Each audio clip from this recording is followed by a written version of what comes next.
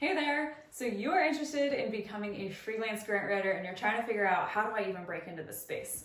Well, cool, we're going to talk about that, and let me tell you, it's good that you're interested in this because there is a big shortage of talented grant writers. There's lots of freelance writers and copy editors, but not a lot of people that are really niching down and focusing on grant writing.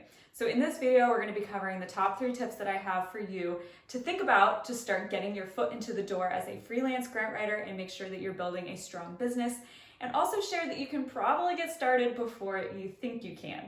So with that, let's get into it.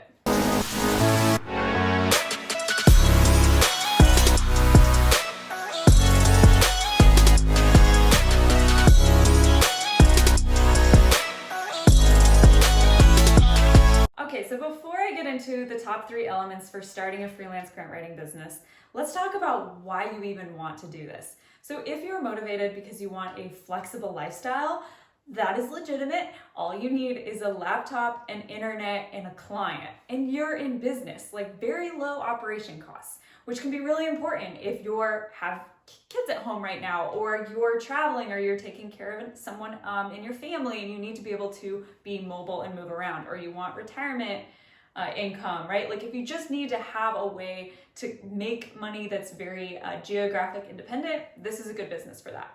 Number 2, perhaps you're motivated by the fact that you just want to take control over your destiny and your earnings because the world of work is changing. Traditional work environments are sort of becoming much more complicated and rare. And so, for example, 40% of people are freelancing right now for their their main source of income.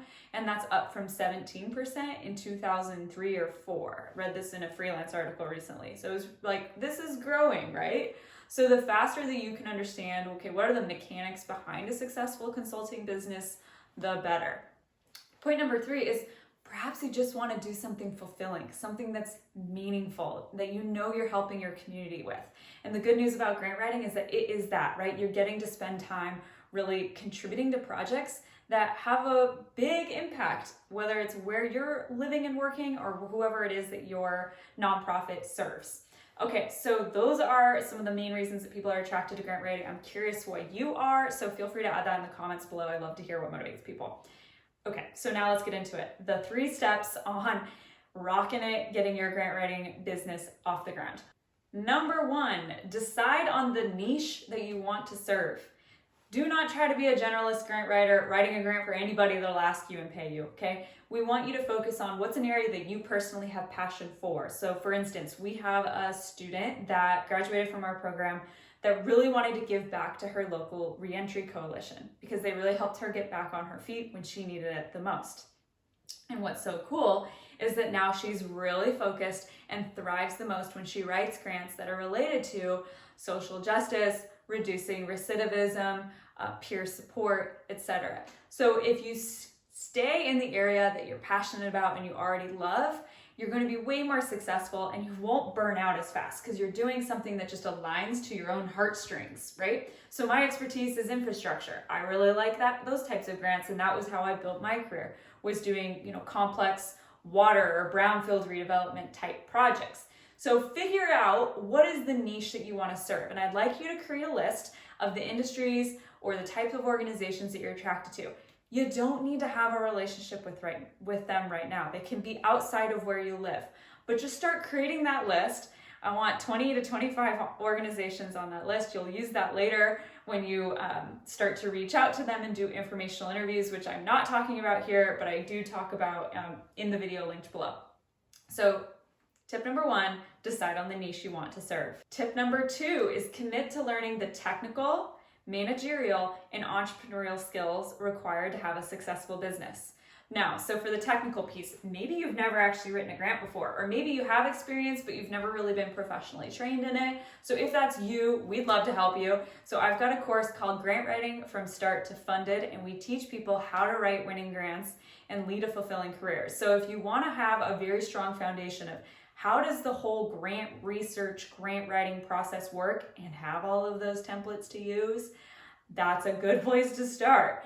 Then you need to have the managerial skills where you think about entrepreneurial skills where it's, how do I even find clients? How much do I charge?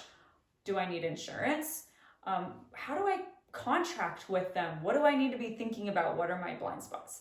So all of that is another kind of world to manage and learn about. And I have linked below a 1 hour training that we've done on how to start a grant writing freelance business that I think you'll find helpful, and we go into all of those topics. Then the managerial side is important to think about, because small businesses that thrive are the ones that build processes. They don't try to do it all themselves. They're thinking, how do I understand this role so well that I can really document this, and then I can bring in others to start helping me? Because that's when things really start to get fun, is when you will start to grow your freelance grant writing business and have others work with you as well. Because you can get so much more done than when it's not just you trying to do all the work yourself. So tip number 2 is committing to the technical, entrepreneurial, and managerial skills that you're going to need to learn how to run an awesome freelance grant writing business. Okay, so tip number 3 is use a funding strategy to get a toe in the door. What's a funding strategy? So this is a very unique concept that we teach in our course. And what it means is you're figuring out what grants should this organization go after, and then making a roadmap of, okay, we're going to go after these 3 in this order, and these are the things we need to do before then to be competitive. So it's sort of this very simple, one document that is really guiding everyone in your organization, right? So what's so appealing about this is that most clients that you might attract don't necessarily know what grants they want to pursue yet. They know they want to pursue grants, but they don't know which ones. And that makes it really hard for you to accurately scope and price your services, because you don't totally know what you're getting into.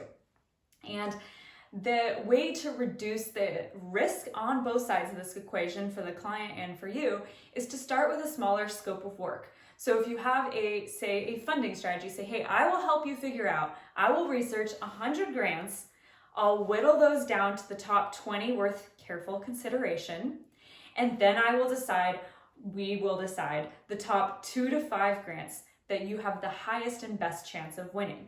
And that roadmap will then inform the scope of work I'll give you to help you implement it. But let's just start there. And so when you start with a scope of work that's a very clear deliverable, and it takes 4 to 6 weeks to complete, then you have something that allows both of you to build trust, you get to know each other. And here's the other little caveat. If that doesn't go particularly well, like the client's not super responsive, they're not really helpful, well then you don't want them as a client. They'll cost you more than you'll ever make. So that gives you a good opportunity to see what they're like. You can still deliver a wonderful deliverable to them. They will know what grants to pursue, but you can say, hey, I don't think we're a good fit, and back out of that. But if it is great and it pans out really well, wonderful, then you can more accurately scope and price your services to implement the funding strategy that you have already put together and figured out. So I hope you find that helpful. So let's just recap these top 3 tips as you start to get your foot in the door. So number 1, figure out the niche that you want to serve. Number 2, commit to the technical, managerial, and entrepreneurial skills required to own a consulting business. And number 3, use a funding strategy to get your foot in the door. Now, I want to address a really common thing where people feel like, oh, but I've got to get experience before I could ever start freelancing. No, you don't. My first freelance grant writing gig, I was hired to do as a freelancer. I did it on the side of my full-time job and started to kind of build my experience, and then was actually able to land a full-time job doing grant writing. But it all started without any sort of portfolio of resume experience. I mean, really, even when I interviewed for the full-time job, I only had these 2 little grants to talk about as the basis for my experience. Like, pretty pathetic, but it didn't matter because I had, you have the skills, and you're still going to be able to grow into it when you know what you're doing, you understand the framework, and you're trained in it. So you can get started faster than you might realize. So that's just something that we talk about a lot for students that are in the program Grant Writing from Start to Funded, that let's just find you a project that you can get to work on. People need grant writing help desperately. Like, you can get underway, and you can get paid to be underway faster than you might realize. So with that, hit me. I know you probably got a bunch of questions. Drop them in the comments below. We'll totally respond to them. Hit the like and subscribe button if you want to get more videos on this topic of freelance grant writing and everything else related to grant writing. And with that, that's a wrap for today. I will see you next time. Bye.